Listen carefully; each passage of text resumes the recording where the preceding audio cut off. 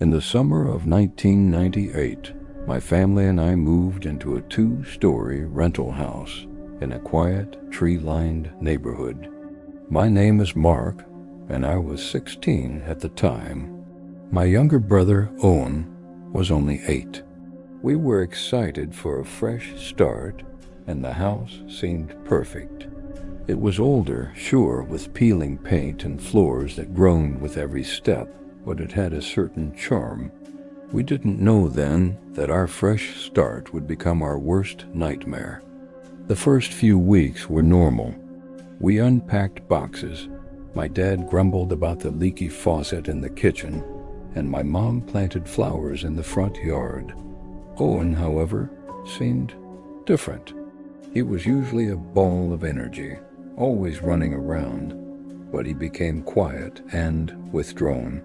He started spending most of his time in his upstairs bedroom, just staring out the window at the old oak tree in the backyard. One evening, my mom asked him what was wrong. Owen just shrugged and said, "The tall man is watching me." My parents exchanged a look. They assumed it was just an imaginary friend, a common thing for a kid his age adjusting to a new home. "What does this tall man look like, sweetie?" My mom asked gently. Owen pointed a trembling finger towards the window. "He's out there, by the tree. He doesn't have a face." That night, a chill crept through the house that had nothing to do with the summer breeze. I tried to dismiss it, telling myself Owen just had a vivid imagination.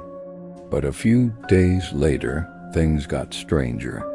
Toys would move on their own. We'd hear faint whispers echoing down the hallway when everyone was accounted for. Doors would creak open and slam shut in empty rooms. My parents started getting nervous, blaming the old house's quirks, but I could see the fear in their eyes. One night I was woken up by a blood-curdling scream from Owen's room. I bolted out of bed and ran down the hall, my parents right behind me. We threw open his door to find him sitting bolt upright in bed, pointing at the corner of the room, his face pale and tear-streaked. "He was here," he sobbed. "The tall man was in my room." My dad flicked on the light, revealing nothing but shadows. The room was empty, cold, unnaturally cold. My dad, ever the pragmatist, decided to check the house from top to bottom. He checked every lock, every window, the attic, the basement. He found nothing, no signs of a break-in. He tried to reassure us, saying it must have been a nightmare. But as he was closing Owen's bedroom door, he paused. Etched into the wood, just above the door knob, was a single long scratch, as if made by a sharp nail. It hadn't been there before. We all saw it. No one could explain it. The activity escalated after that night. We'd hear heavy footsteps pacing in the attic above our heads. My mom's favorite vase flew off the mantelpiece and shattered against the wall for no reason. I started seeing things too, a fleeting shadow darting past a doorway, a tall, slender figure standing at the far end of the hallway, gone the moment I blinked. It was always tall, always faceless, just a silhouette of pure dread. Owen refused to sleep in his room anymore. He slept on a cot in our parents' room, but the nightmares continued. He'd wake up screaming about the tall man, describing how it would stand over his bed and just watch. Its presence was a suffocating weight on our family. The cheerful home we'd moved into had become a prison. The air was thick with tension and fear. My parents finally contacted the landlord. They asked if anyone had ever reported strange occurrences in the house. The landlord was hesitant, but eventually admitted that a previous tenant had left abruptly, complaining about a negative energy and a feeling of being watched. He didn't have any more details, or so he claimed. That was the final straw. my dad broke the lease. We were getting out. The last few days were a frantic rush of packing. We worked in a paranoid silence, constantly looking over our shoulders. Every creak of the floorboards, every rustle of leaves outside made us jump. It felt like the house itself was watching us leave, angry that we were escaping its grasp. Owen stayed glued to my mom's side, never letting go of her hand. On moving day, as my dad and I carried the last box to the truck, I took one final look at the house. Owen's bedroom window was dark and empty. For a second, I thought I saw a tall, dark shape standing there, but I blinked and it was gone.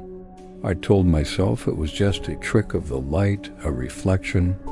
I wanted to believe it. We drove away without looking back, a collective sigh of relief filling the car.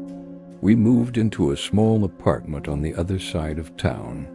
It was cramped and noisy, but it was new. It was safe. For about a month, life returned to normal. The color returned to Owen's cheeks. He started playing outside again. The laughter came back to our home. We thought we had left the nightmare behind us, sealed within the walls of that old rental house. We were wrong. It started subtly, a flickering light, a misplaced object. Then, one night, I heard a faint scratching sound. It was coming from outside my bedroom door. I held my breath, listening. Scratch, scratch, scratch. It was the same sound from the old house, the sound of a nail dragging against wood. My blood ran cold. I slowly got out of bed, my heart hammering against my ribs, and crept towards the door. I peered through the keyhole. The hallway was dark, but a sliver of moonlight from the living room window cast a long, distorted shadow on the opposite wall. It was the shadow of a man, a very tall, very thin man. He was standing perfectly still right outside my door. I couldn't see a face, just the impossibly long, dark outline. It wasn't a shadow from anything in the hall. It was the source. I stumbled back, my breath catching in my throat. This wasn't possible. We had moved. We had escaped. How could it be here? A moment later, I heard Owen let out a muffled cry from the other room. I didn't even think. I burst out of my room and into his. He was awake, cowering under his blankets, pointing at his closet. "He's in there," he whispered, his voice trembling with a familiar terror. My dad came running in, woken by the commotion. "What's going on?" he demanded, his voice laced with sleep and confusion. Before I could answer, the closet door slowly, deliberately creaked open. Out of the darkness, a figure began to emerge. It was tall, so tall its head nearly brushed the ceiling. It was unnaturally thin, its limbs long and spidery. And where its face should have been, there was nothing. Just a smooth, blank void. We were frozen in absolute terror. It wasn't tied to the house. It had never been about the house. The entity, the tall man, hadn't been haunting the place we lived. It had been haunting my brother. It had attached itself to Owen.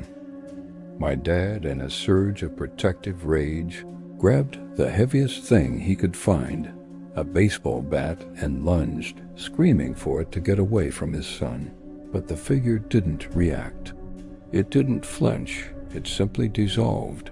It didn't fade or run away. It just wasn't there anymore, melting back into the shadows as if it were made of smoke. We didn't sleep that night. We sat together in the living room with every light on until the sun came up. We didn't know what to do. How do you fight something that isn't tied to a place? How do you protect someone from a shadow that follows them? The realization was horrifying. We hadn't escaped the haunting. We had just brought it with us. The tall man was part of our family now, and our nightmare was far from over. It was just beginning. This is a story that has shadowed my family for over 2 decades. We've moved multiple times since then, seeking help from every expert we could find.